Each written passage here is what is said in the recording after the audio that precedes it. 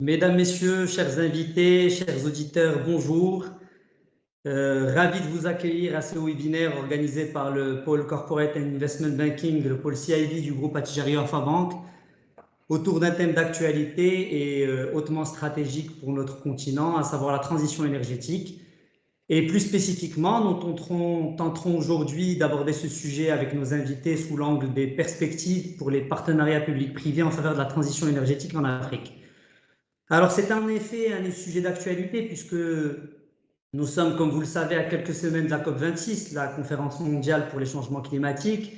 Donc, les regards du monde se tourneront vers Glasgow, où les négociateurs pour le climat des différents pays devront s'étaler sur la question fondamentale de réduction des émissions en CO2 pour la prochaine décennie.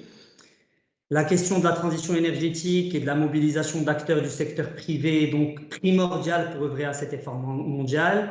L'Afrique, en tant que continent hautement vulnérable au changement climatique et où la moitié de la population n'a toujours pas accès à l'électricité, sera également au centre des débats lors de cette conférence.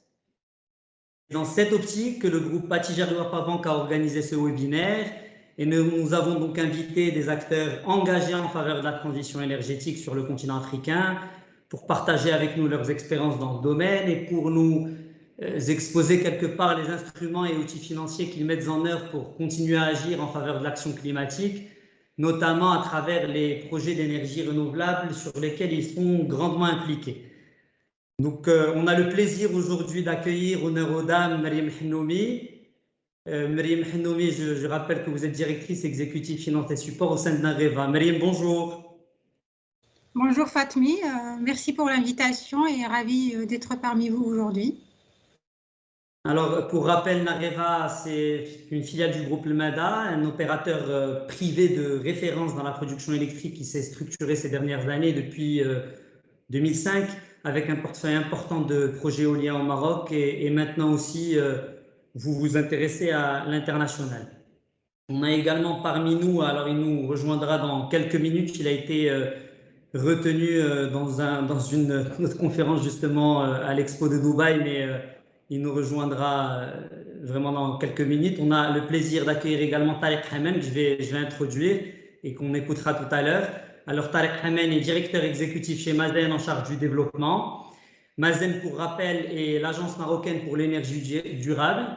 C'est, on va dire, l'acteur institutionnel du secteur des énergies renouvelables qui joue à la fois le rôle d'autorité régalienne, mais qui a aussi mobilisé tout un écosystème de développeurs privés pour accompagner les ambitions du Maroc dans ce domaine. Donc on l'écoutera tout à l'heure, Tarek Hamen. On a le plaisir également d'avoir avec nous Kabishi Chilumba, qui est Regional Manager en charge de la relation avec l'Afrique au Fonds vert pour le climat, le Green Climate Fund, le GCF. Kabishi, bonjour, ou plutôt bonsoir, parce que avec le décalage horaire, vous êtes basé en Corée, on vous remercie d'être avec nous. Bonjour Fatmi, c'est un vrai plaisir, un honneur pour moi d'être associé à ce webinaire très intéressant. Et bonjour à tous les collègues. Merci Kabishi. Alors pour rappel, le Green Climate Fund, le GCF, c'est le mécanisme financier de la Convention cadre des Nations Unies sur les changements climatiques. C'est les plus grands fonds au monde dédiés à la finance climat. Alors nous sommes nous-mêmes en tant que groupe Attijari Wafa Bank accrédité au GCF depuis 2019. Pour rappel, nous sommes la première banque commerciale en Afrique et dans la région MENA et la 7e à l'échelle mondiale à avoir obtenu cette accréditation de la part du GCF. Et Kabishi nous parlera justement de l'importance des intermédiaires financiers accrédités pour canaliser des financements concessionnels GCF au profit de projets de développement durable. Alors, notre dernier invité, c'est Alexandre Bezjo, qui fait partie de la grande famille du groupe Attijari Wafa Bank et qui est directeur général de la société commerciale de banque, qui est la filiale du groupe au Cameroun. Alexandre, bonjour. Oui, bonjour. Bonjour à toutes et tous. Heureux d'être là.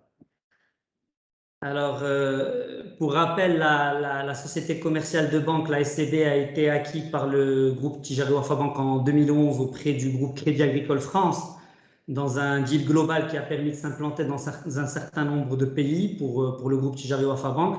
Et la SCB est parmi les banques les plus importantes du Cameroun avec un réseau de plus de 50 agences et plus de 500 collaborateurs. Alors, sans plus tarder, si vous le voulez bien, je vais présenter les axes de discussion et on abordera le premier axe. Alors, avec nos invités, nous aborderons 3 axes de discussion. D'abord, le rôle des cadres réglementaires et institutionnels dans la dynamisation du chantier de la transition énergétique en Afrique.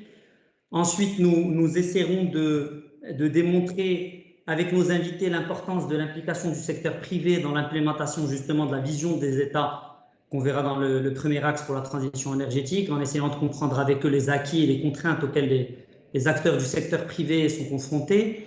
Et enfin, un dernier axe où nous tenterons de présenter le rôle des banques commerciales africaines et des fonds internationaux dédiés à la finance climat, notamment le GCF. Alors, sans transition, le premier axe, donc le rôle de la réglementation dans l'accélération de la transition énergétique en Afrique de manière plus globale. Et en préambule, si vous le permettez, je vais donner juste le cas du Maroc avant de laisser poser des questions à nos invités. Alors, ce qu'il faut noter, c'est que le Maroc a adopté à la fin des années 2000 une vision stratégique pour la transition énergétique du pays qui a été l'une des plus ambitieuses d'Afrique, avec un objectif de porter la part des énergies renouvelables dans le mix énergétique du pays à près de 52% à l'horizon 2030. Aujourd'hui, nous avons fait plus de 2/3 du chemin puisque nous sommes à un taux de 35%. Un sujet d'actualité également sur ce volet, c'est que vous avez vu le gouvernement récemment qui a été mis en place et qui a institutionnalisé un ministère de la transition énergétique et du développement durable. Ça montre tout l'intérêt qu'accorde le Maroc à cette question fondamentale de la transition énergétique. Et justement, pour réaliser cet objectif, comme je l'ai dit tout à l'heure, de la vision stratégique à la fin des années 2000, le Maroc a adopté un arsenal juridique pour dynamiser le développement des énergies renouvelables à travers un certain nombre de lois, notamment, et Maryam nous en parlera, la loi 1309 qui a permis d'encourager la participation du secteur privé dans la production électrique, et d'autres lois de partenariat public-privé ou délégation de services publics.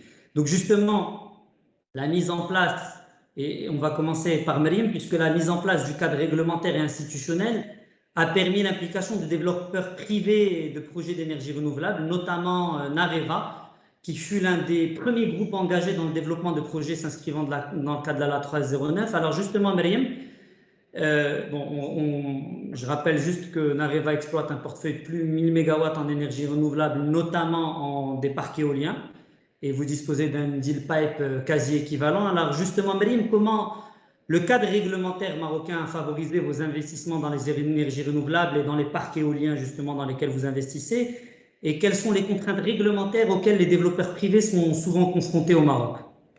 Merci Fatmi. C'est vrai que la question du cadre réglementaire est une question très importante pour les investisseurs privés parce qu'on a besoin d'un cadre qui soit clair, qui soit transparent, où les responsabilités sont claires pour pouvoir justement investir sereinement. Pour donner un peu plus de détails sur le cas du Maroc, donc au Maroc, on peut développer des projets d'énergie renouvelable sous 2 schémas. Il y a, on va dire, le schéma classique historique et des appels d'offres, donc lancé par l'autorité publique. Et d'ailleurs, le premier parc éolien au Maroc, celui de Koudi al-Bredat d'une 50aine de mégawatts, a été développé dans ce cadre. Donc, quand on est dans un cadre d'appel d'offres, donc c'est l'État qui prend les devants pour choisir le site, lancer l'appel d'offres et le structurer. Mais ce faisant, elle prend une part importante du risque. Donc, il y a une intervention forte de l'État avec pour conséquence importante l'alourdissement du bilan de l'État parce qu'il va garantir un certain montant de fonds propres de dette, donc avec les mécanismes que l'on connaît donc de lettres de support de gouvernement. Et ça va venir alourdir le bilan de l'État et grever par la suite ses capacités à lancer d'autres projets ou à se financer, à s'endetter. Et puis, il y a le virage qu'a pris le Maroc début des années 2010, qui est la loi 1309. Donc, c'est une loi qui a libéralisé la production et la commercialisation des énergies renouvelables. Donc, on peut avoir un producteur privé, comme c'est le cas de Nareva, et puis d'autres développeurs qui se sont aussi intéressés au sujet, et qui va donc commercialiser cette électricité à des clients industriels. Donc, la structure qu'a choisie le Maroc est assez particulière, assez différente et assez audacieuse par rapport à la pratique qui était à l'époque en Europe. On était plus sur des schémas take-or-pay où l'opérateur réseau va s'engager à prendre donc cette électricité avec des tarifs préfixés. Le Maroc a fait le pari de laisser le marché se réguler. Donc, faire jouer cet équilibre entre l'offre et la demande, et donc favoriser de manière encore plus forte, je trouve, l'intervention des acteurs privés qui vont prendre du coup le risque de cet investissement, structurer donc les projets de manière à ce qu'ils soient bancables, faire appel donc à des banques commerciales, comme c'est notre cas donc avec Tijari, et du coup on a moins l'État qui va prendre la responsabilité du projet ou qui va voir son bilan alourdi. Donc cette loi de 1309, elle a permis de donner un vrai coup d'accélérateur au développement des énergies renouvelables. Donc on a là plusieurs centaines, au-delà de nos projets à nous, mais d'autres développeurs aussi s'y sont fortement intéressés. Donc plusieurs centaines de projets, de mégawatts, pardon, de projets en exploitation, d'autres projets en développement avancé. Et on constate un vrai engouement des développeurs, qu'ils soient nationaux ou internationaux, pour ce type de projet. Les clients aussi sont intéressés parce que, de un, ils ont une électricité plus compétitive, mais aussi c'est une électricité verte. Donc, il y a plusieurs sociétés qui ont fait le pari et cet engagement d'aller vers de l'énergie propre verte et qui, derrière, vont aussi avoir des retombées images. On a vu dernièrement le cas de Sonacid, par exemple, qui a communiqué sur le fait de vendre de l'acier vert en Europe. Donc, ça apporte aussi des avantages commerciaux. Pour moi, la libéralisation du secteur des énergies renouvelables a beaucoup de sens, surtout pour les technologies qui sont matures, comme l'éolien ou le solaire. Et le Maroc ainsi que les autres pays africains doivent aller, à mon sens, davantage dans ce sens. Et on devrait plus limiter l'intervention de l'État sur les préalables nécessaires au développement du secteur. Par exemple, mettre en place un cadre favorable avec une libéralisation plus étendue, plus accrue. Au Maroc, on attend, on espère voir bientôt l'ouverture de la moyenne tension au cas de la loi 1309. On souhaite aussi que le solaire soit également concerné et qu'on ait texte application pour qu'on développe également des parcs, des centrales solaires dans ce sens. L'intervention de l'État aussi devrait également cibler tout ce qui est lié au renforcement du réseau électrique, particulièrement si je prends encore le cas du Maroc au sud, où on a les gisements les plus intéressants, que ce soit en termes éoliens ou solaires, mais qui sont loin des centres de consommation. Et donc, on a besoin de ce renforcement du réseau électrique justement pour bridger l'offre avec la demande. Et puis, là aussi, on a besoin d'un appui fort de l'État, c'est notamment pour les technologies qui ne sont pas encore matures, où les investisseurs ne vont pas forcément retrouver une équation économique soutenable. On a besoin de ce coup de pouce justement de l'État. Je pense à des technologies comme l'hydrogène ou l'ammoniac vert, par exemple, le stockage batterie, où ça n'a pas de sens à date d'aujourd'hui, en tout cas, pour un investisseur d'y aller parce que la rentabilité économique n'est pas encore au rendez-vous, où l'État peut jouer justement un rôle de catalyseur avec des mesures incitatives ou autres. Merci Mariam. Donc on voit clairement toute l'importance des cadres réglementaires et institutionnels pour faire évoluer justement une ambition stratégique et installer une transition énergétique d'un pays, et on a vu le cas du Maroc notamment. Et maintenant, si vous le permettez, avant de revenir peut-être au Maroc par la suite quand Tarek nous rejoindra, on va s'intéresser à la région de l'Afrique centrale. La CEMAC, qui est un marché de plus de 40 millions de consommateurs, qui est caractérisé par un même espace des affaires et une monnaie commune. Dans cette région, le groupe Tijari Wafa Bank est présent à travers 3 filiales, au Cameroun, au Gabon et au Congo. Ce dispositif fait que nous gérons plus de 90 agences au service de 400 000 clients à peu près. Alors, l'Afrique centrale est dotée d'un gisement renouvelable remarquable, notamment en hydro et en solaire. Alors, bien que les énergies renouvelables représentent près de 70% du mix énergétique, notamment sur la partie hydro de la région, d'ailleurs, c'est le plus haut pourcentage en Afrique.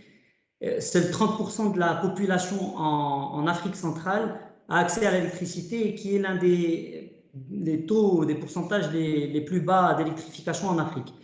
Alors justement, Alexandre, j'aimerais vous interpeller sur ce sujet et savoir, face à ce constat contradictoire, quelles sont selon vous les perspectives pour le renforcement du cadre réglementaire et institutionnel dans la région CEMAC, qui permettrait de contribuer au développement, au financement des projets de transition énergétique pour pallier justement à ce déficit? Une nouvelle fois, bonjour à toutes et tous. Le cadre réglementaire au Cameroun, qui est le principal pays de la CEMAC, qui dispose d'un potentiel hydroélectrique remarquable, puisque c'est le deuxième potentiel hydroélectrique d'Afrique après la République démocratique du Congo. Donc, le cadre réglementaire, paradoxalement, n'est pas spécifique, c'est-à-dire qu'il n'existe pas de cadre réglementaire relatif aux énergies renouvelables. Il existe un cadre réglementaire relatif aux projets d'énergie, mais pas renouvelables. Si bien que ceux-ci ne sont pas discriminés positivement par rapport à tout projet de développement d'énergie. Alors, il existe une petite exception, c'est qu'il est fait obligation aux producteurs d'électricité détenteurs du monopole dans le domaine, qui s'appelle Eneo. Il lui est fait obligation d'acheter l'énergie jusqu'à 5 MW pour les petits investissements dans le domaine. Donc, c'est le point qui facilite les investissements renouvelables, mais à part celui-là, il n'y en a pas. Alors, du coup, il existe des grands projets qui sont menés par des grands opérateurs. Donc, celui qui est le plus emblématique dans la région actuellement, c'est le barrage dit de Nachtigal, on en parlera peut-être après, qui est un barrage d'une énergie, d'une puissance de 420 MW et qui est mené conjointement par l'État, EDF et des multilatéraux. Donc, ce type de projet est géré par des intérêts assez puissants et du coup trouve naturellement son exécution. Mais sur les plus petits projets, c'est plus compliqué. Alors, il y a un exemple qui est en train de se concrétiser, c'est celle d'une centrale solaire en construction dans le nord du pays, à Amaroua-Guider, pour 25-30 MW, qui a donné lieu à 4 ans de planification avant lancement et qui a quand même permis de défricher toute une série de choses. Et donc, normalement, des projets du même type, s'il devait y en avoir d'autres, et je le souhaite, devront aller beaucoup plus vite, c'est-à-dire 1 à 2 ans au lieu de 4 ans. Le deuxième point qui est compliqué par rapport aux investissements en Afrique centrale, c'est les capacités de financement du secteur bancaire. Donc, il se trouve que nous sommes banquiers, on peut en parler de façon spécifique. Ces projets-là sont en général des projets à rentabilité longue et demandent des financements longs. Et les bilans des banques ne sont pas forcément adaptés à ça. Il est difficile pour une banque en Afrique centrale de prêter au-delà de 7 ans de maturité. Or, ces projets demandent généralement des crédits plus longs que ça. Qui plus est, le régulateur, donc la COBAC, pose des limites en termes de maturité qui ne sont pas forcément cohérentes avec les besoins liés aux renouvelables. J'en terminerai avec la taille des projets quand ils sont importants. Le barrage de Nachtigal, c'est 1,5 milliard de dollars à peu près. C'est plus que le total bilan des 3 premières banques du pays. Donc, ça nécessite forcément des financements extérieurs et donc des besoins de montage financier long. Donc, il y a un potentiel énorme, mais pas encore tous les freins desserrés pour pouvoir les exploiter de façon rapide. Très bien, merci Alexandre. On voit clairement que dans la région CEMAC, une évolution réglementaire est nécessaire pour accompagner les développeurs privés à installer de l'énergie renouvelable et de nouveaux projets. Et on le verra dans l'axe suivant. Mais avant cela, j'aimerais avoir maintenant l'avis de Kabishi sur ces aspects réglementaires, puisque le GCF est le plus grand fonds au monde dédié à la finance climat et qui mobilise des entités publiques et privées pour combattre le changement climatique. Sous votre contrôle, Kabishi, près de 147 pays à travers le monde ont des autorités nationales et des points focaux désignés auprès du GCF, dont justement 51 pays en Afrique. Quelle est justement la contribution du GCF dans le renforcement des cadres réglementaires et institutionnels des États africains et comment au GCF incitez-vous ces acteurs publics à intégrer l'accès à la finance verte dans la conception des politiques de transition énergétique? Merci beaucoup, Fatmi. C'est une question importante et qui va complémenter, je crois, ce que Alexandre nous a dit. Nous reconnaissons au Fonds vert pour le climat l'importance cruciale d'avoir un cadre réglementaire, institutionnel et juridique qui est favorable à l'investissement pour encourager la transition énergétique et d'autres objectifs comme le changement climatique. Alors, il y a en fait 3 fenêtres d'accès aux fonds que nous utilisons pour encourager et accompagner les pays à le faire. Nous avons d'abord ce programme que nous appelons un programme préparatoire ou Readiness, comme on le dit, qui supporte les pays dans quatre axes qui sont censés renforcer leurs capacités. Donc, il y a d'un côté le renforcement des capacités des acteurs nationaux, y compris les autorités nationales désignées point fort eux-mêmes et d'autres acteurs. Mais il y a aussi la partie qui nous intéresse, c'est une focalisation sur les cadres institutionnels qui peuvent lier à des investissements verts. Et par cette fenêtre-là, nous encourageons les pays à soit faire des programmes et investir, demander un financement du Fonds vert pour le climat pour élaborer ou renforcer ce cadre institutionnel de sorte à avoir ce qu'on appelle enabling environment qui serait propice aux investissements que nous cherchons en matière de transition énergétique. Et juste pour donner un ordre de grandeur, chaque pays peut avoir accès chaque année à juste $1 million américains à travers le programme de Readiness. Nous avons en Afrique pour l'instant un peu plus de $88 millions américains qui ont été approuvés pour 53 des pays que nous avons. Et là-dessus, nous avons à peu près un peu plus de la moitié qui a déjà été décaissée. Donc, c'est une première fenêtre par laquelle les pays peuvent avoir accès à du financement pour améliorer leur cadre institutionnel. Une autre fenêtre qui est disponible est en fait la fenêtre projet eux-mêmes. Prenez que un projet, par exemple, et ici c'est un projet qui nous a prouvé il y a à peu près 2 ans dans la République démocratique du Congo avec la Banque africaine de développement, où on fait un pilote d'avoir 3 petites installations solaires qui vont circuler, qui vont fonctionner, je m'excuse, en mini-réseau, en mini-grid.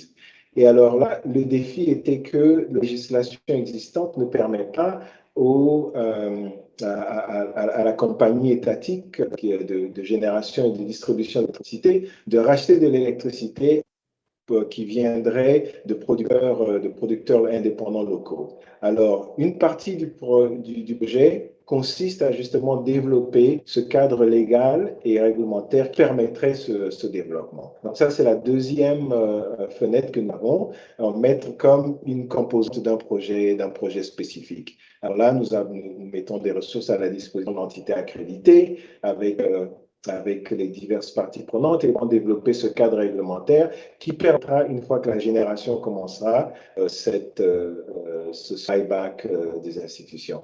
Et fait, il y a aussi une troisième fenêtre qui est celle qui vient dans notre facilité d'opération des projets, où on peut inclure parmi les études préalables justement une étude sur le cadre institutionnel et réglementaire qui serait approprié pour permettre la réalisation du projet, non simplement sur le plan technique, mais aussi sur le plan financier et réglementaire. Donc, de façon générale, voici comment, du Fonds vert du climat, nous donnons support au pays pour adresser cette question importante des cas réglementaires ainsi que les juridiques. Merci, Kadushi, pour ce constat très clair et qui nous permet de comprendre toute l'importance du GCF dans l'accompagnement des États dans la transition énergétique. Alors, un autre volet important et qui nous permet de faire la transition avec l'axe 2, c'est l'importance du secteur privé dans l'implémentation de la vision de ces États. Puisque environ 600 millions d'Africains n'ont toujours pas accès à l'électricité, comme je le disais tout à l'heure en Afrique, et c'est près de la moitié de la population, et où les besoins en investissement sont colossaux pour mettre en place des actions d'atténuation des émissions en CO2. Alors, l'accès des Africains à l'électricité est parmi les plus faibles au monde, comme je viens de le dire, notamment en Afrique subsaharienne.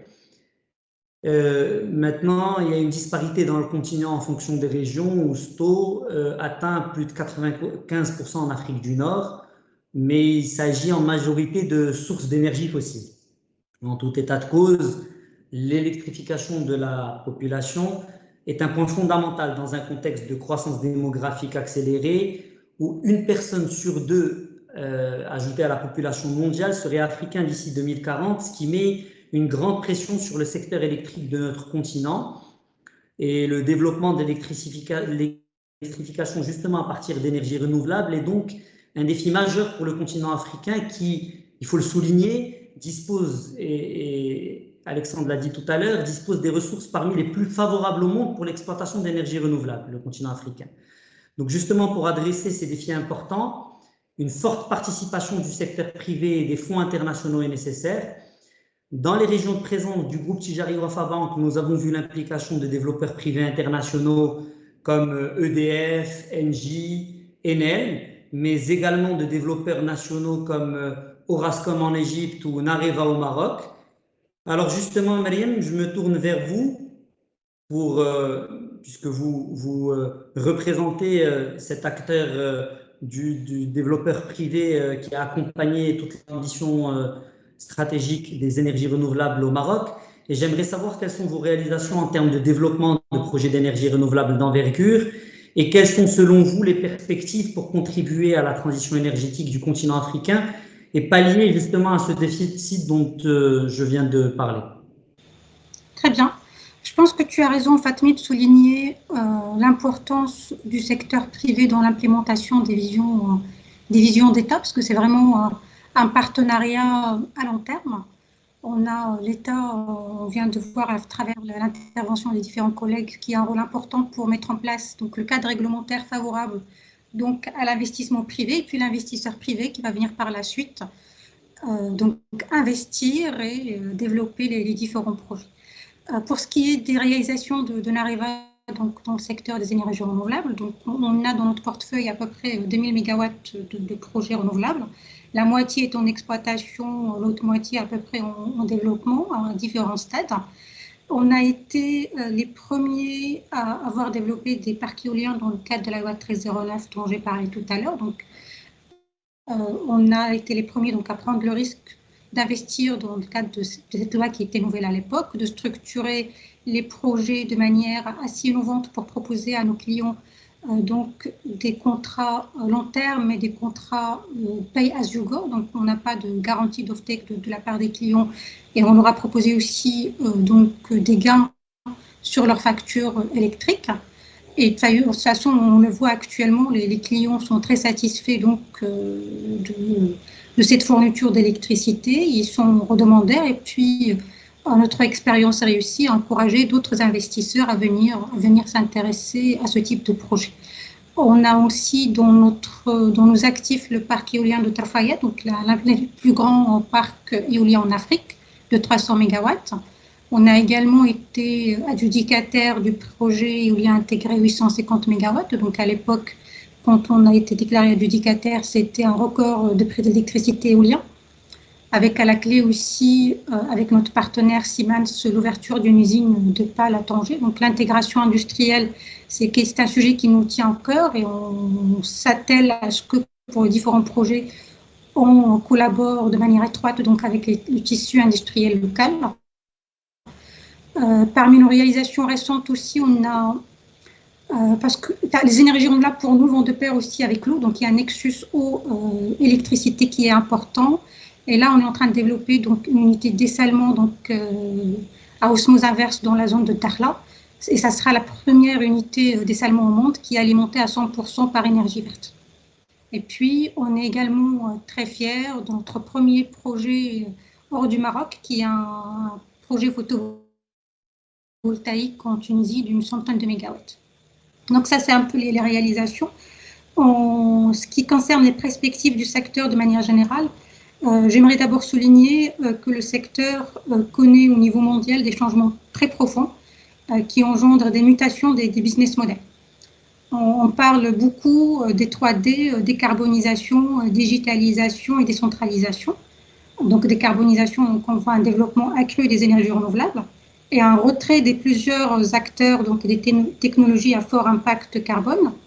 La digitalisation, donc avec un recours plus important au digital, à l'intelligence artificielle, pour résoudre en temps réel, voire même prévoir les équilibres offre-demande. Et enfin, la décentralisation, donc avec des modèles de production décentralisés à côté des clients, avec des unités de production modulaires de plus petite capacité et des consommateurs qui vont devenir également des producteurs. Donc, l'ensemble de ces tendances lourdes du secteur crée à la fois des opportunités, mais aussi des challenges qu'il va falloir dépasser. Si je prends par exemple le cas de la décarbonisation, donc le fait que plusieurs acteurs sortent des technologies polluantes va engendrer donc un afflux d'argent vers les énergies renouvelables. Et ça, on le voit, il y a plusieurs fonds qui se créent, qui sont spécialisés ENR. Et ça va aussi obliger les États, du coup, à revoir leur mix énergétique en donnant une place plus importante aux ENR. On voit aussi le Green Deal en Europe, qui va obliger les industriels exportateurs à revoir leur approvisionnement électrique en amont pour aller vers des sources d'approvisionnement clean. Et du coup, tout ça, ça va créer pour les industriels, pour les développeurs qui vont savoir saisir l'opportunité et faire ce shift de business model, ça va créer des opportunités de développement importantes. Donc, je reste convaincue que les acteurs privés, comme Nareva par exemple, peuvent jouer un rôle crucial dans le déploiement de ces opportunités, justement. Donc, toujours en parlant du cas de Nareva, on s'intéresse beaucoup donc, à des sujets un peu nouveaux qu'on voit sur la scène internationale, comme par exemple la production d'hydrogène ou d'ammoniac vert, avec des perspectives de consommation nationale, mais également d'export pour l'Europe. Ou encore, l'un des sujets aussi qui va changer la donne aussi au niveau du secteur, c'est pouvoir justement gérer le défi de l'intermittence des énergies renouvelables pour justement augmenter leur part dans le mix énergétique. Donc, pouvoir gérer le couplage de plusieurs technologies, solaire, éolien, batterie, stockage hydrogène, pour pouvoir justement arriver à produire une énergie verte la plus stable possible, ça va aussi changer la donne et je pense que les acteurs privés peuvent également apporter beaucoup là-dessus. Clairement, merci Myriam. Et je pense que effectivement le secteur privé a un rôle à jouer fondamental pour le développement des transitions énergétiques des différents pays. Et à côté des acteurs privés, il y a donc le GCF qui a contribué au financement d'un certain nombre de projets de développement durable pour le secteur privé. Alors, je rappelle les chiffres. On est à plus de 50 projets énergétiques où vous avez contribué à hauteur de 2,6 milliards de dollars au sein du GCF à financer. Et en Afrique, vous avez contribué au sein du GCF au financement d'une vingtaine de projets d'atténuation d'émissions de CO2 avec plus d'1,7 milliard de dollars de financement GCF. Alors justement, Kabishi, nous avons vu avec Myriam toute l'importance de l'implication des développeurs privés pour cette thématique centrale au sein du GCF et face aux besoins d'investissements colossaux pour assurer une transition énergétique à travers des énergies propres et durables. Quelle est l'expérience et l'apport du GCF dans la mobilisation du secteur privé au profit de ces projets? Encore une autre très bonne question, Fatmi. Nous réalisons que le secteur privé est une importance cruciale si nous avons une chance, aussi petite soit-elle, de faire face aux défis gigantesques qui luttent contre le changement climatique.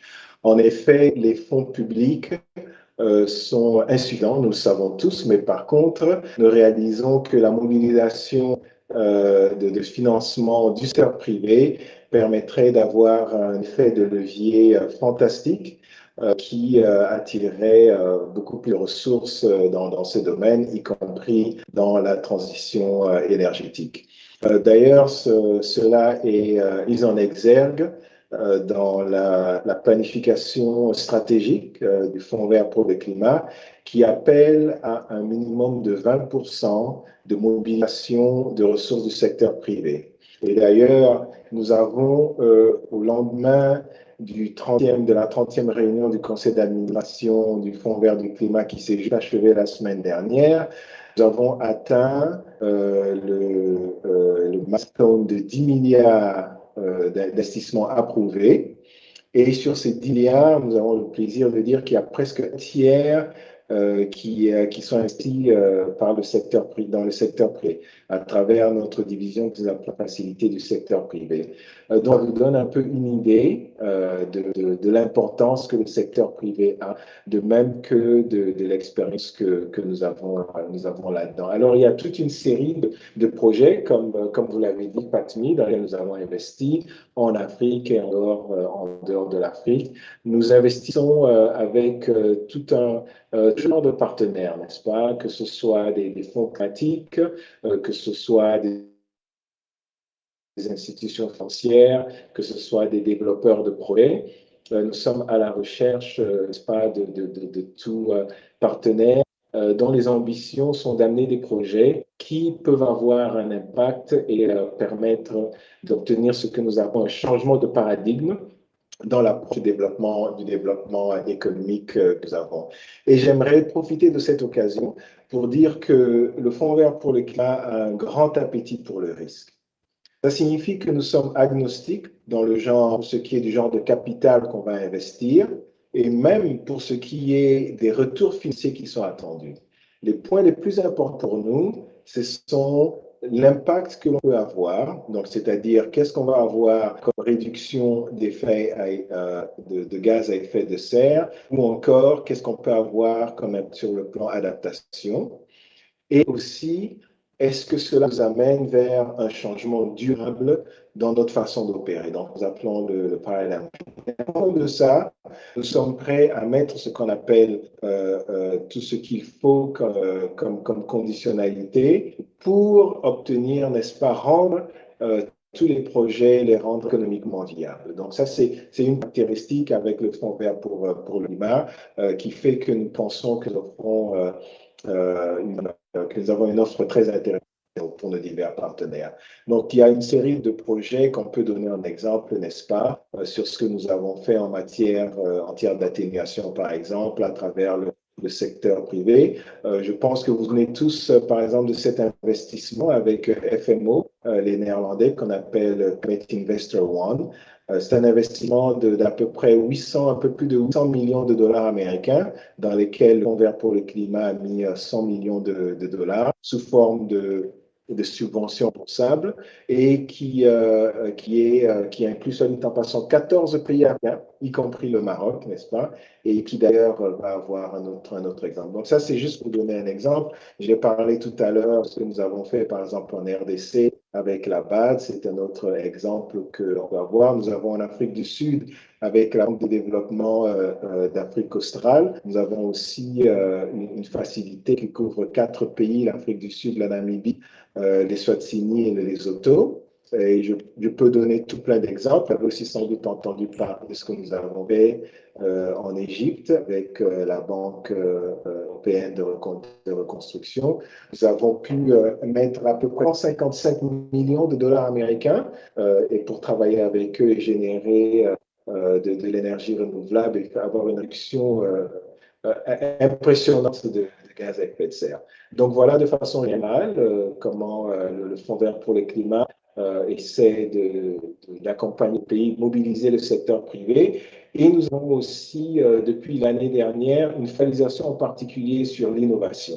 Donc nous avons maintenant, en fait, au sein de notre facilité de secteur privé, nous avons une équipe qui travaille spécifiquement sur l'innovation. Donc, avec eux, on peut investir dans des incubateurs et dans d'autres genres d'idées qui permettraient, n'est-ce pas, d'apporter un capital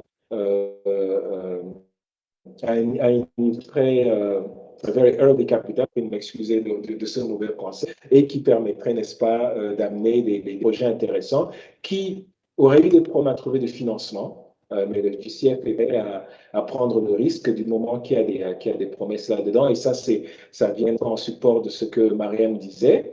Il y a des moments où, bien sûr, le secteur privé ne va de lui-même investir dans des technologies qui pourraient être prometteuses, mais le Fonds vert pour le climat peut accompagner et rendre l'équation beaucoup plus attrayante sur le plan économique. Voilà, je ne veux pas aller je pourrais continuer encore dans des heures, mais je vais m'arrêter là. Très instructif, merci Kabichi. Alors j'en profite pour demander à nos invités, à nos auditeurs plutôt qui nous écoutent, de poser les questions à travers le chat qui est ouvert à cet effet et qu'on pourra partager avec nos invités. Alors il y a déjà quelques questions qui commencent à tomber et on voit clairement l'intérêt des auditeurs sur ce sujet. Je vous les poserai tout à l'heure. Donc n'hésitez pas à continuer à poser vos questions et on les relayera à nos invités. Alors justement, merci Kabichi. Et aux côtés du GCF, qui est un instrument, une entité fondamentale dans le financement de cet écosystème de la transition énergétique en Afrique, les banques africaines aussi ont également accompagné les développeurs de projets d'énergie renouvelable d'envergure en Afrique, notamment au Cameroun, où le groupe Tijari Wafa Bank, à travers la SCB, Alexandre l'a souligné tout à l'heure, a participé au financement d'un projet structurant pour le pays, qui est le projet Nachtigal, une centrale hydroélectrique de 420 MW, portée, comme Alexandre l'a dit, par des sponsors comme EDF, SFI et le gouvernement.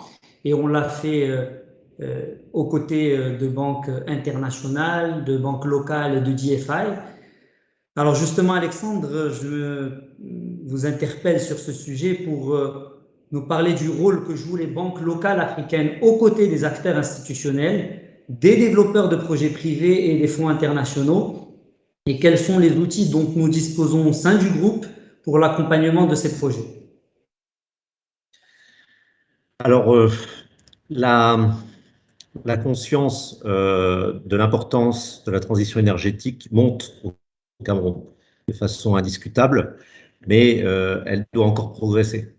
Et c'est là qu'on a un premier rôle, qui est un rôle de sensibilisation vis-à-vis des institutionnels, vis-à-vis également du producteur d'électricité, pour leur donner les possibilités dont ils disposent d'un point de vue financement et schéma de financement existant de la part des multilatéraux ou de fonds extérieurs pouvant investir dans le pays.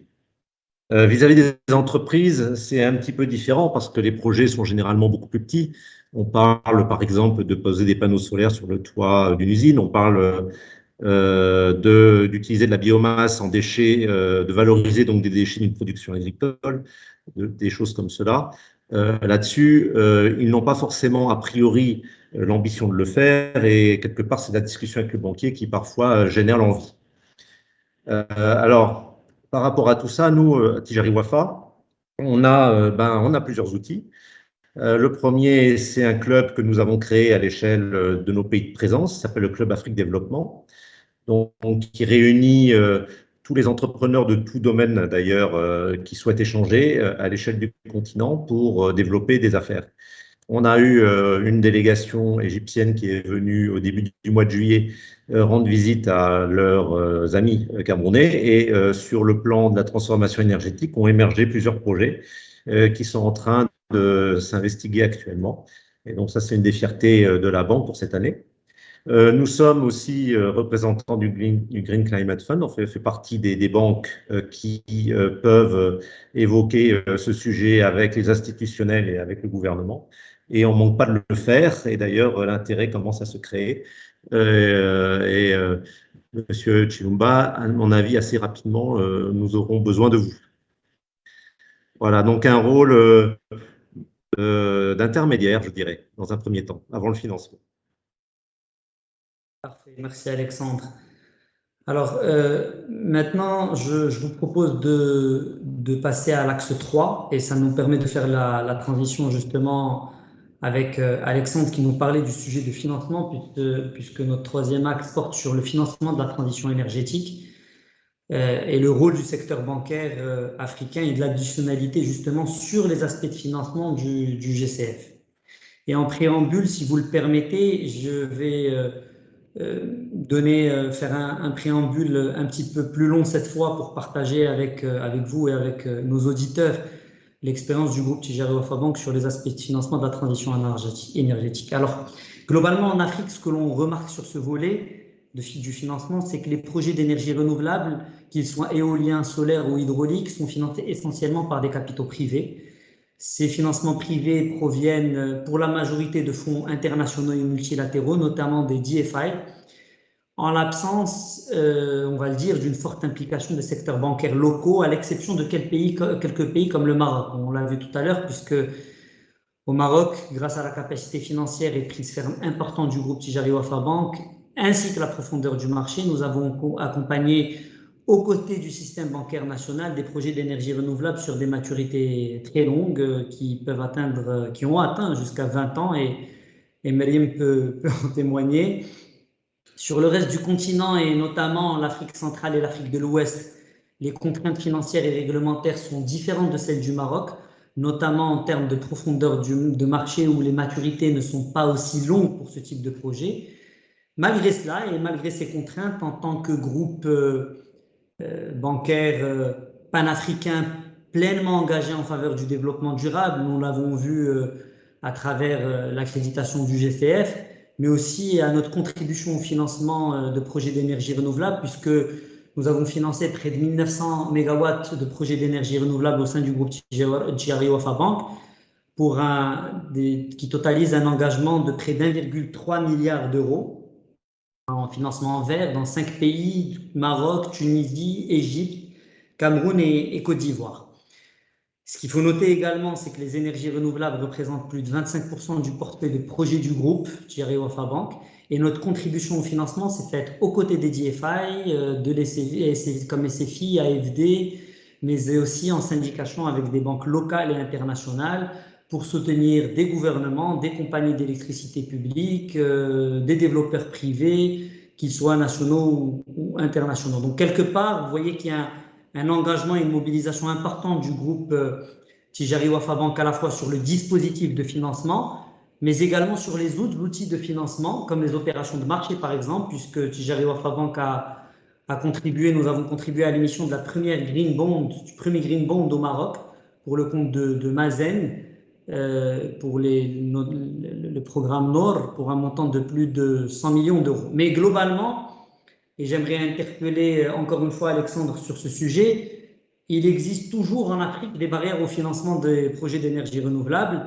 par les banques locales surtout, qu'il est nécessaire de dépasser à travers une implication des acteurs publics et privés pour le renforcement des financements à long terme, j'en ai parlé, du secteur bancaire. Donc justement, Alexandre, quelle est l'expérience d'ASCB dans les financements d'énergie renouvelable d'envergure que vous avez à gérer avec un certain nombre de parties prenantes? On en a parlé local et international comme sur le projet Nachtigal pour que nos auditeurs puissent comprendre l'implication, comment se structure ce type d'opération avec le système bancaire et quelles sont les contraintes de financement auxquelles on est souvent confronté au Cameroun et dans la région CEMAC en général dans la structuration de ce type de projet. Merci Fatmi. Alors je vais un petit peu présenter ce qu'est le projet Nachtigal. Ça servira excellemment d'exemple pour répondre à ta question. Donc Nachtigal, c'est un lieu-dit sur une des principales rivières d'Afrique centrale qui s'appelle la Sanaga. Cette rivière a fait l'objet d'un aménagement avec un tout premier barrage de réserve qui s'appelle Lompanga, qui recèle des quantités très importantes d'eau, qui a permis de stabiliser le débit de la rivière Sanaga et qui permet maintenant d'envisager toute une série de projets hydroélectriques tout au long du flux du fleuve. Donc le projet Nachtigal est le principal d'entre eux. Il vise à construire un barrage au fil de l'eau de 420 MW pour un montant total d'investissement de 1,5 milliard de dollars. Ceci inclut la ligne à haute tension permettant de relier le barrage à la principale ville consommatrice qui sera la capitale Yaoundé. Alors sur ce milliard et demi de dollars, je vais convertir en francs CFA pour la suite, c'est 820 milliards de francs CFA. Les sponsors ont amené 230 milliards et le reste a été financé par dette. Donc le reste, ça fait à peu près 600 milliards. Sur ces 600 milliards, vous avez 490 qui ont été financés par des investissements étrangers, enfin des institutions financières étrangères, et 110 milliards qui ont été financés par les banques locales. Et là, ça pose un premier point du débat, c'est que le 110 milliards de francs CFA qu'ont financé les banques locales, on aurait pu envisager d'en faire un peu plus. Je pense qu'on aurait éventuellement pu monter jusqu'à 200. Mais au-delà, ça n'était plus possible. Les ratios d'emprise dans les bilans des banques auraient été sursollicités et auraient posé une limite. Donc, ce type de projet implique de façon obligatoire des apports extérieurs financiers. Il n'y a pas de possibilité autrement pour l'heure. Bon, le deuxième point, c'est que les financements de ce projet se sont faits sur 20 ans. Je vous le disais tout à l'heure, il est difficile pour une banque locale de prêter à plus de 7 ans. Donc là-dessus, les banques locales ont été accompagnées par la SFI, qui a fourni des garanties permettant de sortir tous les 7 ans du crédit. Donc, on a bien sûr l'intention de rester sur toute la durée. Il n'est pas question de sortir au bout de 7 ans. Pour nous, l'accompagnement va jusqu'au bout. Mais d'un point de vue réglementaire, il nous était difficile de faire autrement qu'avec cette garantie de sortie tous les 7 ans. Et c'est ce type de changement réglementaire qu'il faudrait très certainement discuter avec le régulateur pour que ceci amène les banques à être davantage impliquées dans le financement de ces grands projets qui ne peuvent à coup sûr pas se financer à 7 ans. Voilà, c'est un très beau projet, il est en cours de construction. Les crédits sont décaissés à peu près à hauteur du tiers pour l'instant et la mise en eau doit intervenir dans 2 ou 3 ans. Merci Alexandre pour ce partage d'expérience. Et on a également, et tu l'as souligné tout à l'heure, le GCF qui est un outil de financement au sein du groupe qui est crucial et fondamental pour accompagner les projets que nous finançons, justement parce que l'Afrique est le continent qui est, on l'a vu, le plus vulnérable au changement climatique, alors qu'il faut le souligner, il ne contribue qu'à une très faible part des émissions globales et en CO2. Et malgré ce constat, l'Afrique ne reçoit qu'une très faible part des flux globaux mondiaux de la finance climatique. Alors justement, le GCF, en tant que mécanisme opérationnel de la Convention cadre des Nations Unies pour le changement climatique, a pour mission, est une institution qui a pour mission d'assurer une meilleure répartition du financement climatique au profit des pays les plus vulnérables et en faveur de la transition énergétique. Alors justement, Kabichi, j'aimerais vous interpeller sur ce sujet et savoir quelle est la contribution du GCF au développement des projets de transition énergétique et quels sont les instruments innovants mis en place par le GCF pour apporter cette additionnalité justement à ces projets face aux défis rencontrés et comment également incitez-vous les acteurs publics et privés africains, comment les inciter à s'engager davantage dans un processus de transition verte et pour justement répondre à cette mission de répartition équitable des flux globaux de la finance climatique. Merci Fatmi. Comme vous l'avez dit, les besoins en financement sont colossaux. Alexandre aussi l'a mentionné. Nous avons besoin de pouvoir mobiliser énormément de fonds et nous avons aussi besoin de pouvoir mettre en œuvre des approches innovantes. Et alors, dans ce cadre-là, le Fonds vert pour le climat, justement parce que nous avons une certaine agilité en matière du capital et nous avons un grand appétit pour le risque, cela permet d'être à l'écoute de partenaires et d'essayer des approches innovantes, même si sur le plan financier et économique, ça va être assez risqué. Par exemple, nous impliquons dans des opérations de marché à travers les marchés des capitaux où on peut structurer, n'est-ce pas, en utilisant la finance structurée, on peut structurer des opérations et des cascades de sorte à mettre le Fonds vert pour le climat dans des tranches qui absorberaient beaucoup plus de risques et qui permettraient aux autres partenaires et aux promoteurs d'obtenir leurs objectifs économiques et financiers et leur permettre alors aussi de réduire le risque, ce qui leur donnerait plus d'appétit, n'est-ce pas, pour une reproduction, une réplication de ce genre de projet ailleurs. Nous avons aussi, par exemple, d'autres innovations qui souhaitent être de façon ponctuelle. Par exemple, avec le Covid, le Corona qui nous a tous affectés, nous avons eu 2 ou 3 projets dont l'objectif a été de pouvoir venir apporter un support, par exemple en matière de liquidité. Nous avons fait avec une entité accréditée qui s'appelle AQN une facilité qui justement apportait de la liquidité à des producteurs d'énergie renouvelable qui se retrouvaient sur un marché où soudain la liquidité avait disparu à cause des effets du Covid-19.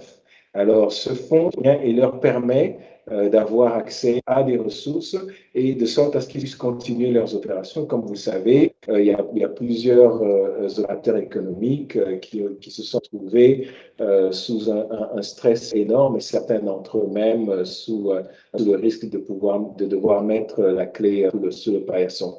Alors ça, par exemple, c'était l'approche innovante que nous avons eue avec cette entité accréditée, où nous avons créé une facilité de financement dédiée, n'est-ce pas, aux producteurs d'énergie renouvelable et ce qui leur permet, n'est-ce pas, d'établir un pont, un bridge jusqu'à un moment où le marché sera encore à mesure de leur donner le genre d'accès aux capitaux dont ils avaient besoin. Donc ça, c'est un exemple. Nous sommes aussi maintenant en train de discuter avec des partenaires et nous espérons que Attijari Wafa pourrait être parmi ces partenaires. Nous sommes en train de discuter et ça, ce serait dans le partenariat public-privé, comme on peut faire des sortes d'échanges de swap de dettes souveraines pour le climat. Alors là, c'est en gros, sans mettre le détail parce que c'est encore en mission, il s'agirait pour le Fonds vert d'intervenir, de pouvoir assumer une partie de l'endettement souverain des pays s'il y a des partenaires qui vont mettre des projets verts en œuvre. Et alors, ça leur permet de prendre cet échange de, n'est-ce pas, transformer ça en capital qui serait mis à la disposition de ces promoteurs ou autres acteurs financiers qui voudraient s'engager dans des projets, par exemple, d'énergie renouvelable et d'autres. Donc, ça, c'est notre innovation, par exemple, sur laquelle on est en train de travailler, qui permettrait de prendre avantage de ces circonstances assez particulières dans lesquelles nous nous retrouvons maintenant, le genre de pression dans laquelle beaucoup de pays se retrouvent, n'est-ce pas, dans la crise, et de dire, OK, on va créer une fenêtre spéciale où vous pouvez faire un échange de cet endettement, à condition que les fonds qui sont libérés, que vous les dédiez à des investissements verts. Donc ça, c'est un exemple. Vous avez parlé aussi des obligations vertes. Nous avons énormément d'appétit pour cela. Et lorsqu'on se retrouve dans des marchés comme par exemple le marché marocain, qui parmi les marchés financiers en Afrique, parmi les plus développés, où ce genre d'opération peut être soutenu, nous sommes prêts à les accompagner. Nous sommes même prêts à faire ce genre d'opération en dehors de l'Afrique, donc en offshore, et d'alors de rapatrier les fonds qui seraient ainsi levés vers les pays pour des investissements en Afrique. Et nous continuons toujours en discussion avec partenaires, comme par exemple fonds comme Pegasus, qui est un fonds d'investissement, à regarder divers instruments qu'on peut utiliser. Par exemple, des instruments comme des financements sur l'État, result-based payment, et de mettre ça pas simplement pour l'intégration, comme on le sait déjà quand on regarde des programmes comme REDD+, mais nous sommes aussi en train d'explorer comment est-ce qu'on pourrait faire même pour des bénéfices d'adaptation. Donc ça va être des approches qui encourageraient les privés. Ils diraient, OK, si vous avez déjà mis sur pied des projets qui ont amené certains bénéfices, vous pouvez même a posteriori obtenir un financement qui va compenser cet impact que vous avez eu, que ce soit en matière d'atténuation ou d'adaptation. Donc, voilà juste quelques exemples de comment nous approchons les innovations. Et comme je vous ai dit aussi, nous avons un groupe qui explore justement les innovations et est prêt à investir. Alors, juste pour dire maintenant comment est-ce qu'on essaie de donner pousser à la coopération entre le public et le privé, c'est en utilisant notre principe que nous avons d'appropriation par les pays. L'intervention du Fonds vert pour le climat doit toujours être assujettie au désir du pays. Donc, même quand nous travaillons avec le secteur privé, cela est toujours sous la caution du secteur public qui est représenté par l'autorité nationale désignée ou bien le point focal. Cela nous assure que nous avons de cette façon une collaboration entre les acteurs du privé et aussi le public, et que nous avons ces véritables partenariats public-privé. Merci Fatmi. Merci beaucoup Kabichi pour partager avec nous l'expérience du GCF et l'additionnalité justement dans le dispositif de financement, et nous pouvons nous-mêmes en témoigner, puisque nous souhaitons et nous avons un engagement fort de mettre à profit cette accréditation du GCF au profit des projets dans le dispositif de financement sur le continent africain. Et j'aimerais également faire la transition, puisque Tarek Haman vient de nous rejoindre, et Mazen est une entité accréditée justement au GCF récemment. Et Tarek, avec nous, ben voilà. Alors, je le rappelle, Tarek Haman est directeur exécutif en charge du développement de Mazen, qui a été retenu dans notre panel à l'Expo de Dubaï et qui vient de nous rejoindre. Et ça fait la transition, puisque Mazen est accrédité au GCF. On parlait justement du GCF. Je présentais Mazen tout à l'heure en disant que vous jouez à la fois le rôle d'autorité régalienne en matière de stratégie du Maroc sur les énergies renouvelables, d'actionnaire, mais Mazen agit également en tant que facilitateur en matière d'accès au financement aux développeurs privés qui disposent de concessions. On est sur le deuxième axe sur la partie financement. Et donc, Tarek, je profite du fait que vous m'ayez rejoint pour vous poser la question de savoir comment un acteur institutionnel comme Mazen facilite l'accès au financement des projets aux développeurs privés. Et en tant que justement candidat accrédité au GCF, quelles sont vos attentes pour ce partenariat et les perspectives pour le financement des grands chantiers de la transition énergétique en Afrique plus généralement? Et on reviendra à la fin très rapidement pour le premier et deuxième axe, savoir connaître l'expérience de Mazen là-dessus, à la fois sur le rôle de la réglementation et de l'implication du secteur privé. Donc, à vous la parole, Tarek. Merci beaucoup, Fatmi. Merci à tous et désolé encore pour ce retard. Effectivement, j'étais retenu dans un panel qui a tardé à démarrer. Donc, c'est un plaisir aussi d'être avec vous pour échanger un petit peu sur l'expérience de Mazen dans le domaine et un peu de la contribution qui a été faite. J'espère d'ailleurs que vous m'entendez bien. Donc là, oui. Je pense que les conditions ne sont pas optimales, mais on essaie de faire avec les moyens du bord. Donc, comme vous le savez, en fait, en 2009, le Maroc a mis en place une stratégie claire en termes d'énergie renouvelable, avec des objectifs chiffrés et quantifiés, atteindre 42% de sa puissance installée à l'horizon 2020 et qui a été porté ensuite à 52% à l'horizon 2030, et avec aussi des objectifs en termes de capacité très clairs, 2000 MW solaires, 2000 MW éoliens et 2000 MW hydrauliques. C'est dans ce cadre en fait que Mazen a été créé, justement pour assurer initialement la mise en œuvre du programme solaire, par la suite élargi à l'ensemble du secteur des renouvelables, et nous travaillons d'arrache-pied donc avec nos partenaires privés pour la mise en œuvre de cette stratégie et la réalisation des projets. Donc, Mazen, justement, dans cette perspective, pour le solaire, a joué un rôle un peu spécial, puisqu'il s'agissait de mettre en place une technologie relativement nouvelle, aussi avec une technologie capitalistique, qui nécessitait des moyens importants. Donc, le premier projet qui est Noor Ouarzazate, le choix a été porté pour faire un projet sous un schéma IPP, donc, mais avec des financements apportés par Mazen, où Mazen justement jouait un rôle de banque, plus ou moins, puisqu'elle empruntait auprès des IFIs, qui sont la Banque mondiale, la Banque africaine de développement, la BEI, l'Union européenne et d'autres, bien sûr, pour financer ces projets-là, il y avait un prêt qui est rétrocédé. Donc, c'était une expérience assez intéressante où justement nous avons joué cette casquette. Nous avons aussi eu l'expérience de comprendre quels sont les points, bien sûr, importants pour les bailleurs de fonds et nous avons adressé. Aujourd'hui, donc, avec, disons, les autres projets où la contrainte, disons, du coût est moins pesante, puisque pour les premiers projets, c'était essentiellement des projets CSP, il fallait tout mettre en œuvre pour réduire le coût. Et c'était ça aussi l'un des objectifs à travers ce montage.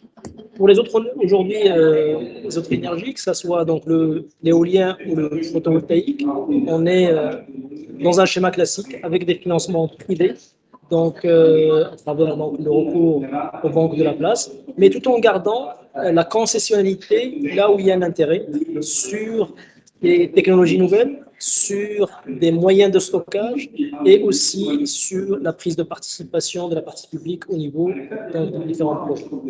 Donc, c'est dans cet cadre que nous sommes en train de travailler avec les différentes banques de la place, mais aussi des banques internationales, avec le recours aussi à une portion de concessionnalité pour justement continuer cette optimisation tout en ouvrant pleinement au secteur privé. Au niveau donc de l'accréditation, effectivement, donc depuis cet été, nous sommes accrédités.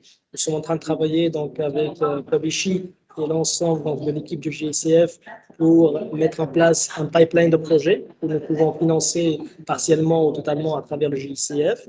À la fois, bien sûr, commençant par des projets locaux au Maroc, et pour justement assurer cette montée en compétences, en savoir-faire, et ensuite aussi targeter des projets en Afrique. Comme on a discuté, mais également avec le GICF, nous avons un programme assez intéressant en Afrique. Je peux citer la Zambie, où nous sommes en train de développer 450 MW de projets éoliens solaires avec l'opérateur national ZESCO, où justement un recours à ce genre de financement, combiné à des financements privés, peut tout à fait être optimal. Donc, c'est dans ce cadre aujourd'hui que nous travaillons et nous sommes bien sûr ouverts à continuer cet élan pour adresser d'autres projets. Nous avons des demandes de la part donc, des pays du Sahel, Burkina Faso, Niger, Mali. Nous sommes en train aussi d'identifier des projets. Également des discussions avec la RDC et d'autres partenaires africains qui veulent justement profiter de cette expérience marocaine sur différents volets. Un volet institutionnel à travers de la coopération, à travers de l'accompagnement de la formation. Un volet, on va dire, plus opérationnel à deux niveaux. Un niveau, disons, de conseil ou d'accompagnement au niveau de la structuration du projet ou au niveau technique, mais aussi un niveau investissement où nous agissons en tant que co-développeurs au niveau de projets renouvelables dans ces pays-là. Merci Thaler pour ce constat très clair qui nous permet de comprendre justement le rôle qu'a joué Mazen dans le cadre, pour faire évoluer le cadre réglementaire et institutionnel du Maroc en tant qu'autorité régalienne et l'importance qu'elle a également joué avec le développement de projets d'envergure solaire notamment au Maroc et maintenant les ambitions, comme vous le dites, à l'international. Alors, sur les aspects financement toujours, j'aimerais me tourner vers Meriem cette fois-ci pour avoir la vision du développeur privé qui est Nareva sur les aspects de financement, puisque au sein de Nareva, vous avez financé un certain nombre de projets d'énergie renouvelable par le système bancaire, notamment des parcs éoliens d'envergure. Nous avons eu nous-mêmes le plaisir d'y participer au sein du groupe Tijari Wafa Bank. Donc justement, Meriem, quelles sont, de la vision d'un opérateur privé, les contraintes que vous rencontrez dans le cadre de la structuration de vos financements en tant que développeur privé et comment cette volonté des banques locales et du GCF aussi de soutenir la transition énergétique pourra accélérer votre développement dans ce chantier? Nous, de par notre modeste expérience, le financement n'a jamais été une contrainte dans le développement des projets énergie renouvelable. Si on prend par exemple le cas au Maroc, on a toujours favorisé un hedging naturel de nos flux, entre nos chiffres d'affaires et donc le service de la dette. Et donc on s'est tourné naturellement vers les banques nationales et qui ont su nous accompagner. D'ailleurs, Tijari Wafa Bank est l'une de mes banques partenaires. Et donc les banques locales ont su nous accompagner sur l'ensemble de nos projets au Maroc avec des guérines et des maturités comparables aux pratiques internationales.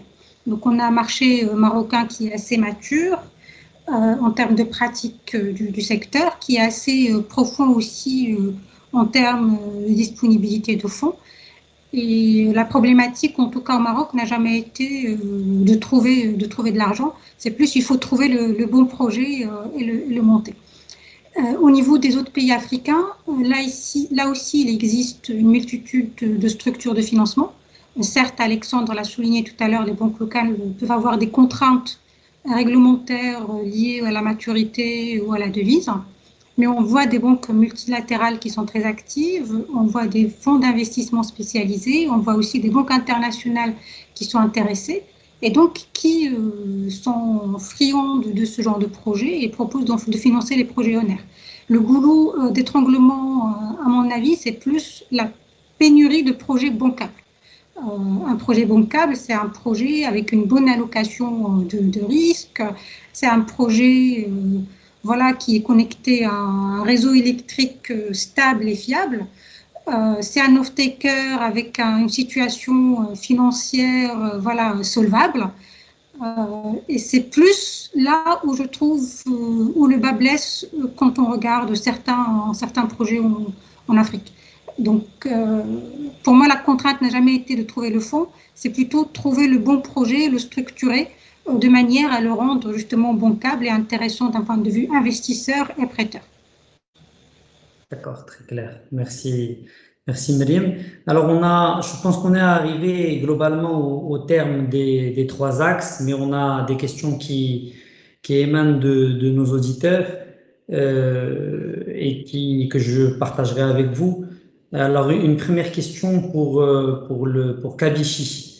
Et il y a un de nos auditeurs qui souhaite savoir de manière plus précise quels sont les critères d'éligibilité des projets au financement du GCF.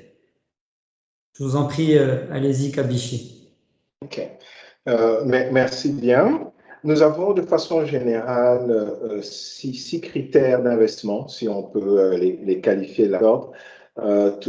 Et si je veux bien dire que nos projets ne sont pas toujours ne sont que uniquement des projets à caractère profitable économiquement dans le secteur privé. Nous avons aussi de gros investissements dans le public. Mais de façon générale, les critères les plus importants, d'abord, c'est les critères d'impact, c'est-à-dire qu'est-ce que nous pouvons avoir comme réduction de gaz à effet de serre ou comme adaptation.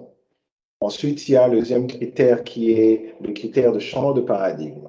Si ce projet est mené, est-ce qu'il va apporter un changement dans la façon dont les acteurs concernés vont opérer, de sorte à les mener vers un comportement sobre en carbone ou adapté au changement climatique. Ensuite, il y a un critère de l'appropriation par les pays, comme j'avais mentionné lors d'une intervention préalable.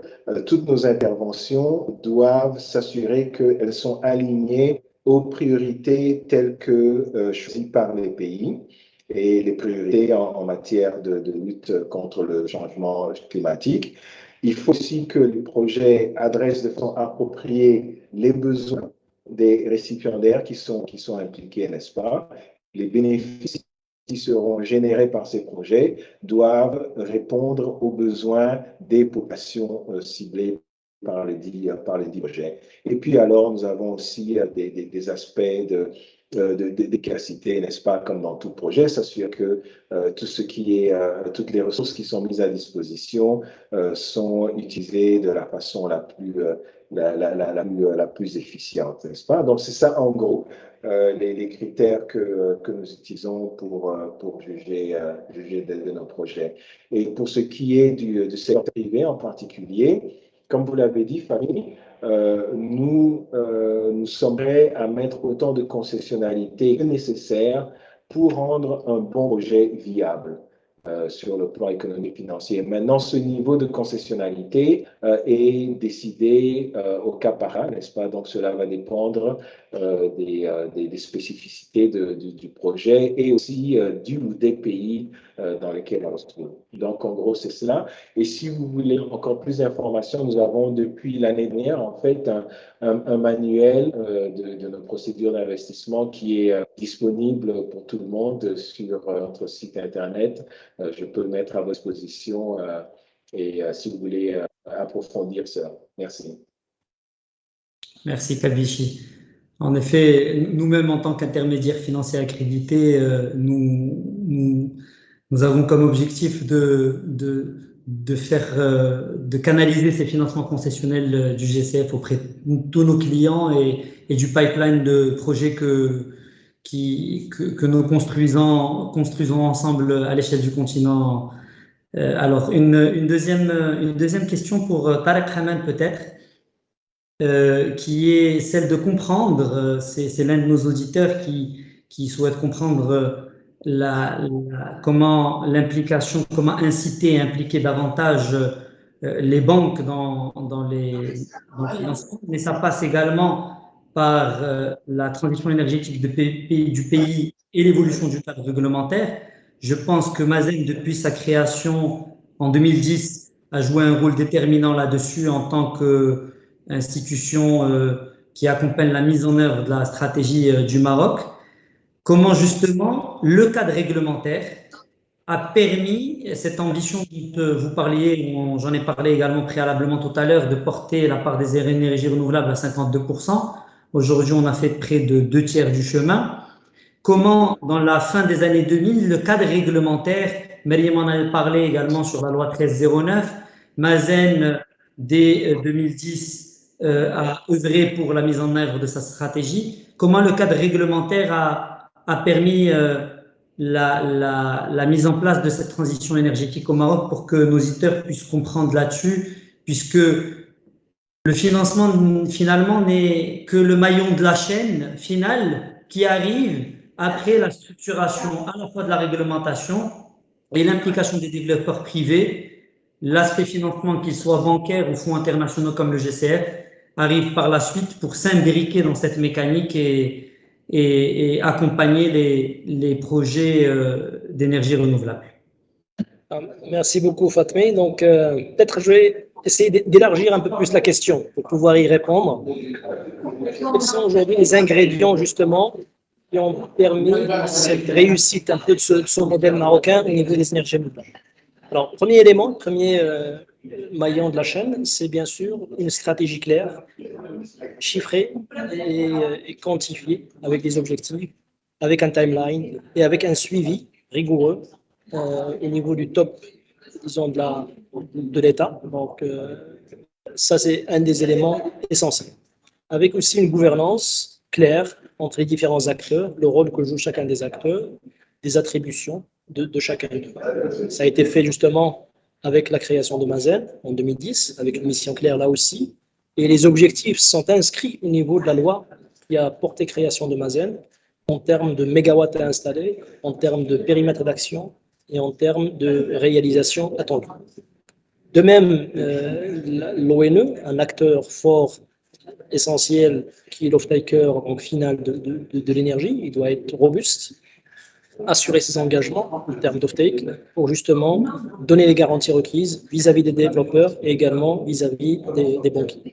Ce qui a aidé aussi, c'est toute l'écosystème financier et d'investissement au Maroc, avec un investment grade qui justement donne le confort et réconforte justement les investisseurs et les banques internationales. Ce qu'il faut savoir, c'est que au niveau des projets énergétiques, de la production d'électricité, tout projet confondu, on a plus de 72 institutions financières qui contribuent de par le passé, depuis la première opération qui est Georges Lasfar en 93 jusqu'à, on va dire, la dernière qui est en cours au niveau de Koudia Beda. Ce sont quasiment 72 institutions qui ont contribué, que ce soit des banques japonaises, des banques européennes, des banques, des opérateurs du Middle East et également donc, des banques marocaines. Bien sûr, comme je l'ai dit, en fait, le côté réglementaire est clair, doit être clair et c'est essentiel. Il faut que il n'y ait pas donc de confusion. Il faut que disons, le côté réglementaire soit clair. Et c'était le cas au Maroc. Donc, avec une entité qui porte ces développements-là, une mission claire, avec l'élargissement, effectivement, et l'ouverture au privé à travers la 1309, tel que mentionné par Mariam, qui permet à des développeurs privés d'investir dans des produits de production, de vendre l'électricité à des opérateurs privés. Le transporteur d'électricité, gestionnaire de réseau, ne fait que transporter entre les deux parties prenantes et avec là aussi des conditions relativement claires. L'autre élément, c'est la qualité de la documentation contractuelle et le fait qu'elle soit aux standards internationaux qui, justement, là aussi, réconfortent l'ensemble des acteurs. Oui, donc, à travers toutes ces opérations, nous avons mis en place un template documentaire robuste, aux meilleurs standards, qui sont tout à fait bancables pour nos projets. Donc, c'est tous ces ingrédients réunis qui, aujourd'hui, ont permis d'assurer donc ces réalisations. Et aujourd'hui, effectivement, nous avons une volonté d'aller encore plus vers le privé, puisque je pense que toutes les opérations futures de Mazen, en tout cas, vont être majoritairement orientées au financement privé, avec des compléments au niveau des fonds concessionnels, tels que le JCF, pour pouvoir optimiser le prix et tirer profit de chacune des composantes au bénéfice du consommateur final. Et c'est notre vision aujourd'hui dans cette direction. Parfait. Merci beaucoup, Tarek. Alors, une autre question pour Mariam, cette fois-ci, qui est de savoir comment Areva pourra accompagner les PME à s'approvisionner en énergie verte. Alors, la question sous-jacente, je pense, c'est, vous avez parlé tout à l'heure, Mariam, de l'évolution de la loi 1309 qui aujourd'hui est destinée à la haute tension, et vous avez effectivement plus de 1000 mégawatts aujourd'hui en cours de développement en énergie, en cours d'activité en énergie renouvelable. C'est de savoir justement comment l'évolution de cette loi 1309 vers la moyenne tension, qui permettra justement d'irriguer l'écosystème des PME à s'approvisionner en énergie verte, pourra continuer à dynamiser le chantier de la transition énergétique au Maroc. Merci pour cette question, d'ailleurs, qui a tout son sens.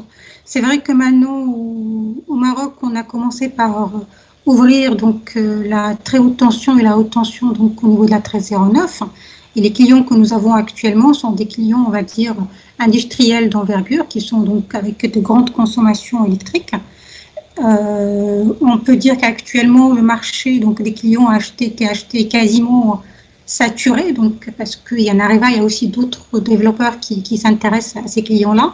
Et c'est vrai que pour continuer donc à développer davantage de projets dans le cadre de la 1309, il y a besoin de libéraliser justement la moyenne tension pour que des clients PME ou même TPE, pourquoi pas, puissent justement avoir accès à cette électricité verte et compétitive. Donc, nous, c'est un sujet auquel on s'intéresse particulièrement. J'ai parlé tout à l'heure, quand j'ai parlé des tendances lourdes du secteur de la décentralisation. Et donc, je suis convaincue que ces clients-là, PME, ça a beaucoup de sens d'avoir donc des unités de production à côté des sites des clients. Et donc, on pourrait imaginer très bien une combinaison donc, de centrales photovoltaïques en toiture ou sur les terrains s'il y a de la disponibilité foncière, combinée à de l'alimentation éolienne qui, elle, viendrait transporter par le réseau. Donc oui, c'est quelque chose sur laquelle nous travaillons, et on viendra sur le marché prochainement pour offrir des services là-dessus. Merci beaucoup, Mariam. Et ça permettra justement à certaines PME qui sont avec nous aujourd'hui et qui souhaitent justement s'approvisionner en énergie verte, de pouvoir s'adosser sur des développeurs privés pour pouvoir le faire. Alors maintenant, une dernière question. Je pense qu'on est arrivé au terme. Il y a beaucoup de questions, mais j'essaie de sélectionner celles sur lesquelles on n'a pas déjà, vous n'avez pas déjà intervenu. Alors, une question sur l'aspect financement, et je vais interpeller Alexandre là-dessus et peut-être répondre juste en amont, si tu le permets, Alexandre, là-dessus, avant de te laisser la parole. Alors, question, en tant que banque de financement active sur le marché africain, quelle est votre approche vis-à-vis des projets énergétiques sur le continent qui manque souvent de maturité en termes de développement et de structuration et qui ne présentent pas toujours des niveaux de bancabilité optimaux pour les prêteurs? Alors, si tu le permets, Alexandre, juste en préambule, déjà sur le dispositif du groupe Tijari Wafa Bank, aujourd'hui, il y a l'entité financement de projet qui est, on va dire, l'entité qui s'occupe, qui est en charge de tous les financements structurés à l'échelle du continent, et nous avons érigé le secteur énergétique comme étant fondamental, primordial, à la fois l'énergie et le développement durable, et que l'on suit de près avec l'ensemble de nos filiales, Alexandre notamment sur le Cameroun, en support aux équipes locales justement sur des aspects d'origination, de structuration, par la suite de syndication avec tout le dispositif que l'on a vu, puisque c'est des financements qui sont extrêmement des projets très capitalistiques qui nécessitent des financements importants et qui, bien sûr, doivent impliquer à la fois les banques commerciales que nous sommes, les banques et les institutions multilatérales, les DFI, le GCF, mais également des banques locales. Donc, à la fois au niveau du groupe Tijari Wafa Bank à Casablanca, nous avons cette entité qui accompagne les filiales, et sur les centres de booking, par exemple, sur le Cameroun. Alexandre en a parlé tout à l'heure, juste pour répondre préalablement, nous avons des outils qui permettent de matcher la maturité, notamment sur les projets que nous finançons en francs CFA, pour essayer de matcher les maturités avec les caractéristiques du projet. C'est bien ça, Alexandre? Alors, oui, tout à fait, Fatmi. Bon, ça fait 6 ans que je travaille maintenant en tant que banquier en Afrique subsaharienne, et j'ai observé d'une manière générale un changement dans la structuration des banques pour répondre à ce type de projet. Et le groupe Tijari Wafa en a fait partie des pionniers dans le domaine, avec les équipes de Fatmi aujourd'hui, qui par exemple ont pris un rôle leader dans le financement du barrage dont je parlais tout à l'heure, le barrage Nachtigal. Donc le secteur financier africain, je le trouve mature pour aborder ce virage de la transition énergétique. Il nous faut un petit coup de pouce réglementaire pour nous aider à prêter plus long. Mais cela dit, on a effectivement des palliatifs. On s'est entretenu avec des organisations comme l'AFD ou comme la SFI qui nous fournissent les outils nous permettant de prêter long malgré tout. Mais ça serait encore tellement plus simple si on pouvait le faire directement. On est réellement disposé et disponible pour aider tous les porteurs de projets, petits, moyens ou grands. Donc ça peut commencer même par l'électrification d'un village par le biais de quelques panneaux solaires, ça existe. Il y a des projets de ce type actuellement au Cameroun, et jusqu'aux grands barrages dont on parlait tout à l'heure. Sur l'ensemble de ces facettes, la compétence est disponible. Elle est disponible à la SCB Cameroun, donc dans le groupe Tijari Wafa, et sans vouloir toujours... elle est disponible dans d'autres banques également, il faut le reconnaître, et c'est tant mieux quelque part pour la croissance de nos pays. Donc les banques sont prêtes techniquement à aborder ces sujets. Merci beaucoup, Alexandre. Je pense que nous arrivons au terme, on ne va pas vous retenir plus longtemps de ce webinaire avec un débat très riche avec nos invités sur ce sujet fondamental de la transition énergétique en Afrique. Nous avons vu clairement l'importance des cadres réglementaires et institutionnels et leur contribution au développement des dynamiques de transition énergétique, avec le cas du Maroc notamment qui a fait évoluer la gouvernance et les dispositions réglementaires du secteur pour accompagner cette dynamique justement, avec le rôle notamment de Mazen là-dessus et Tariq Hamen à partager avec nous l'expérience de Mazen là-dessus. Nous avons vu également l'aspect déterminant de l'implication du secteur privé africain.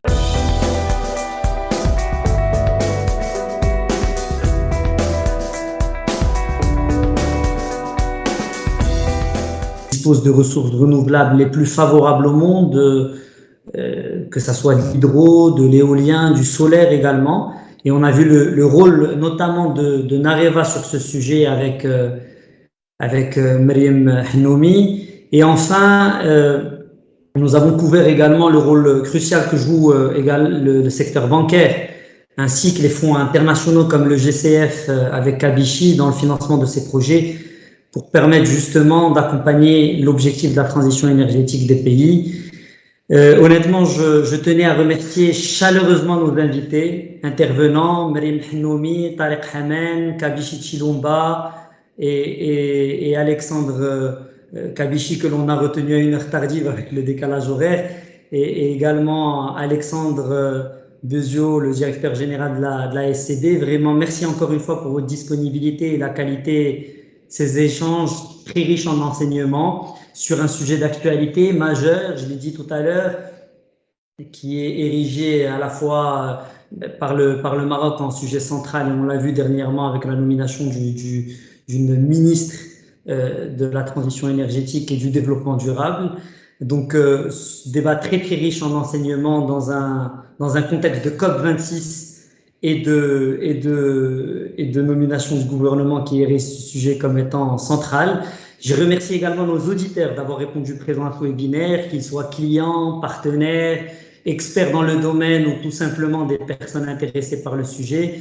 Ce fut également un plaisir pour moi de modérer ce débat autour de cette question fondamentale qu'est la transition énergétique du continent africain, et au plaisir de vous retrouver pour d'autres webinaires du groupe Tijara Wafa Bank. Encore merci à tous. Merci bien et au revoir à tous. Merci, Merci. À très bientôt.